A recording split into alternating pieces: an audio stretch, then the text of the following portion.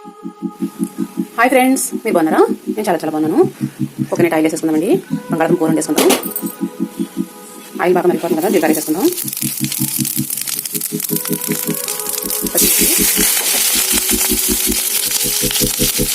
ఉల్లిపాయలు 2 గడ్డలు ఉల్లిపాయలు, 4 మిరపకాయలు, హాఫ్ స్పూన్ జీలకర్ర, ఉల్లిపాయలు పచ్చిమిర్చి దోరగా వేసేసుకుందామండి. కలర్ బాగా వచ్చేయాలి. బాగా వేసేసుకుందాం. కలర్ చూడండి బాగా వచ్చేసి. బంగాళాదుంపలు ఇలా చిక్కులుగా కోసుకుని వేసేసుకోండి. ఇవి కూడా బాగా వేసేసుకుందాం త్వరగా వచ్చే వరకు.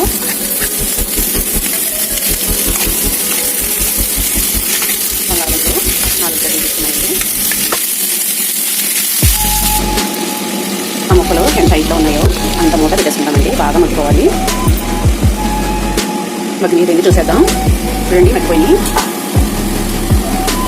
హాఫ్ స్పూన్ పసుపు వేసుకుందాం. 1 స్పూన్ సాల్ట్ వేసుకుందాం. హాఫ్ స్పూన్ కారం వేసుకుందాం. ఇవన్నీ బాగా కలిపేసుకుందామండి.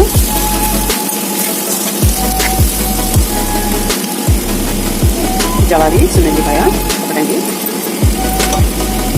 బాగా కలిపేసుకుందాం. ఈ కర్రీకి వాటర్ అస్సలు పోయవద్దు. అలాగా ఆయిల్లో మగ్గిపోవాలి. చాలా టేస్టీగా ఉంటుంది. పైన మూత పెట్టేసుకున్నాం 5 నిమిషాలు. మూత తీసి చూసేద్దాం. ఉడికిపోయి చూడండి. కలర్ కూడా బాగా వచ్చేసింది. నువ్వు పప్పు వేసుకుందామండి. 1 spoon garam masala, half spoon కొత్తిమీర, ఇవన్నీ బాగా కలిపేసుకుందాం. ఆరోగ్యం మంచిదండి. నువ్వు గరం మసాలా టేస్ట్ బాగుంటుంది. చూడండి వాటర్ కలకుండా ఉంటాము. ఇట్లండి చూడండి. కర్రీ చాలా టేస్టీగా ఉంటుంది. తప్పనిసరిగా ట్రై చేయాలి మీరు కూడా. కర్రీ రెడీ అయిపోయింది, తీసేసుకుందాం.